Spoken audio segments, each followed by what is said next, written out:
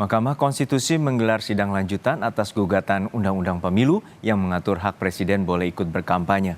Sidang akan mendengarkan keterangan pemerintah, DKP, DPR, KPU, dan juga Bawaslu. Sidang dijadwalkan berlangsung pukul 10:30 siang di ruang sidang panel 1 Mahkamah Konstitusi.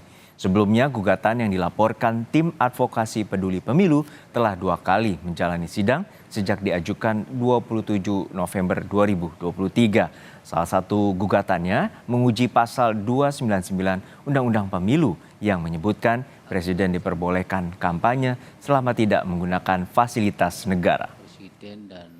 Lebih lengkap terkait jalannya sidang gugatan Undang-Undang Pemilu kita tanyakan langsung pada jurnalis Kompas TV Tifal Solesa di gedung MK. Tifal, salah satu pasal yang diuji yakni pasal 299 Undang-Undang Pemilu.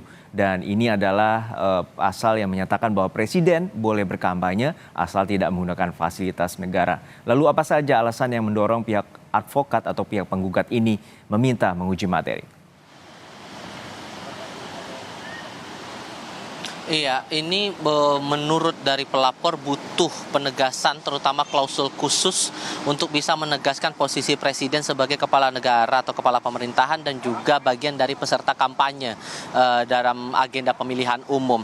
Dari permintaan mereka disebutkan bahwa ada harapan sebetulnya dari pelapor agar klausul pada pasal 299 ayat 1 ini menjadi berbunyi seperti ini permohonannya. Presiden dan Wakil Presiden mempunyai hak melaksanakan kampanye sepanjang tidak terikat hubungan sedarah atau semenda sampai dengan derajat ketiga atau hubungan suami istri meskipun telah bercerai dengan pasangan calon, kemudian calon anggota DPR, DPD, DPRD provinsi, kabupaten atau kota, serta tidak memiliki potensi konflik kepentingan dengan tugas, wewenang, dan hak jabatan masing-masing. Butuh penegasan itu yang diharapkan agar Mahkamah Konstitusi ini bisa mengabulkan permohonan dari pelapor dalam hal ini dari tim advokat peduli pemilu. Nah, ini sudah masuk dalam agenda sidang ketiga dan agenda sidang kali ini adalah mendengarkan keterangan atau pendapat dari 4 pihak. Baik itu dari pihak Presiden, kemudian DPR RI, lalu juga ada Komisi Pemilihan Umum dan juga Bawaslu.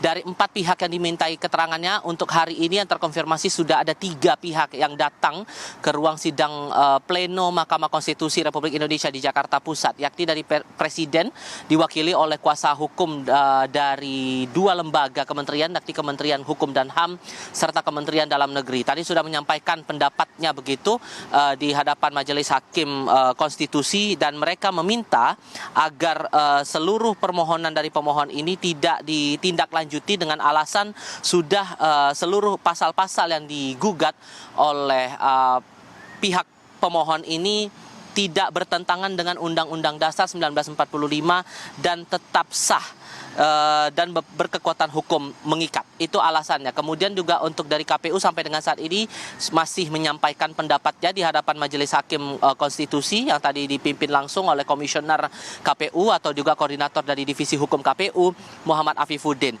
Dari Bawaslu tampak hadir di sana Rahmat Bagja selaku Ketua Badan Pengawas Pemilu yang nanti akan mendapatkan giliran menyampaikan pendapatnya atas gugatan yang dilayangkan oleh pihak pelapor. Tidak hanya di satu pasal saja, tidak hanya di pasal 299 ayat 1, namun ada pasal-pasal lain yang juga digugat oleh pihak pelapor, yakni di pasal 1 angka 35, kemudian pasal 274 ayat 1, pasal 280 ayat 2, pasal 281 ayat 1, serta pasal 286 ayat 1 dan 2. Selain menilai tidak ada aturan khusus atau aturan rigid yang berkaitan langsung dengan keterlibatan Presiden dalam ikut serta dalam agenda kampanye pemilihan umum, namun dari pihak pelapor merasa bahwa tidak ada aturan yang mengatur pihak lain di luar pelaksana pemilu dan juga penyelenggara pemilu atau pemilih terkait dengan politik uang. Dan poin lainnya adalah masalah penggunaan citra diri atau visual dengan manipulasi teknologi dengan artificial intelligence dan seolah-olah dianggap autentik. Ini juga yang diadukan oleh pihak pelapor dengan harapan ini bisa ditegaskan lagi oleh pihak Mahkamah Konstitusi terkait dengan Undang-Undang Pemilu ini, Juno.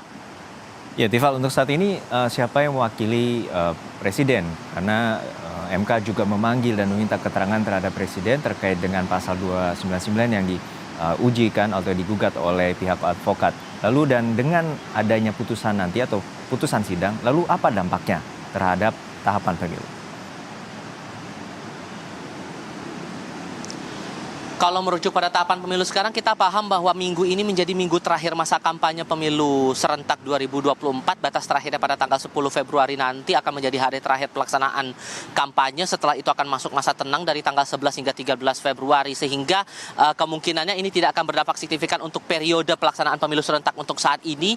Ditambah lagi proses dari pengujian di MK juga masih tetap berjalan. Kita paham bahwa untuk persidangan saat ini sudah masuk sidang ketiga dan pelaksanaan sidang pertama dan kedua selang waktunya terbilang cukup panjang dalam waktu 1 bulan. Kita belum lagi menghitung lagi proses dari Majelis Hakim Konstitusi akan melakukan rapat permusyawaratan hakim untuk bisa memutuskan apakah ini akan bisa diterapkan pada momen pemilihan sekarang atau tidak begitu. Tapi kalau kita juga merujuk dari penyampaian yang disampaikan oleh perwakilan presiden dalam hal ini dari kuasa hukum 2 lembaga, yakni Kementerian Dalam Negeri dan juga Kementerian Hukum dan HAM yang tadi disampaikan langsung oleh pelaksana harian Dirjen Politik dan PUM Kemendagri Togab Simangunsong, ia menyampaikan bahwa sebetulnya dalam gugatan-gugatan yang dilayangkan oleh pihak pelapor ini dianggap beberapa poin ini sudah cukup tegas dan sudah cukup rigid begitu. Ada beberapa dalil yang kemudian disampaikan atau keterangan pendapat yang disampaikan oleh Togab Simangunsong mewakili Presiden Republik Indonesia yang berhubungan langsung dengan pasal-pasal yang digugat ini. Ia menyatakan bahwa masalah presiden itu punya hak untuk mengikuti kampanye atau terlibat dalam kampanye pemilihan umum ini sesuai dengan hak asasi manusia yang juga diatur secara universal begitu dalam Undang-Undang Nomor 39 Tahun 1999 tentang hak asasi manusia. Kemudian dalam dalil ataupun juga pendapatnya, Togab menyampaikan bahwa sebetulnya ada beberapa contoh negara yang menunjukkan bahwa presiden punya hak atau bisa ikut berkampanye dalam agenda pemilihan umum, terutama spesifiknya lagi adalah pemilihan presiden, seperti di Amerika Serikat dan juga Prancis. Sehingga dengan dasar-dasar itu tadi sebetulnya dari pendapat pemerintah mewakili Presiden Republik Indonesia, dianggap bahwa presiden juga punya hak yang sama untuk melakukan kampanye seperti yang sudah tertuang saat ini dalam Undang-Undang Nomor 7 Tahun 2017, spesifiknya lagi dalam pasal 299 yang mengatur bahwa presiden punya hak untuk mengikuti kampanye selama itu tidak menggunakan fasilitas negara yang juga sudah tertuang dalam aturan-aturan terkait. Dan ia juga menekankan bahwa beda sebetulnya antara peserta pemilu dengan peserta kampanye, sehingga ini yang perlu dipertegas lagi ataupun juga yang sudah dijelaskan bahwa sebetulnya masalah siapa yang berhak melakukan kampanye dan batasan-batasan apa saja dianggap oleh pemerintah ini sudah tertuang dan sudah termaktub dalam undang-undang yang berlaku saat ini, Undang-Undang Nomor 7 Tahun 2017 tentang pemilihan umum. Juno. Baik, pasal ini tengah disorot terkait dengan kampanye dari pihak presiden dan juga ini pengujian terkait dengan adanya pasal 299 Undang-Undang Pemilu terkait dengan kampanye yang digugat tidak adanya hubungan darah untuk berkampanye baik dari pemerintah pusat hingga pemerintah daerah di level kabupaten hingga kota. Terima kasih rekan Tifal Solesa dari Gedung MK Jakarta.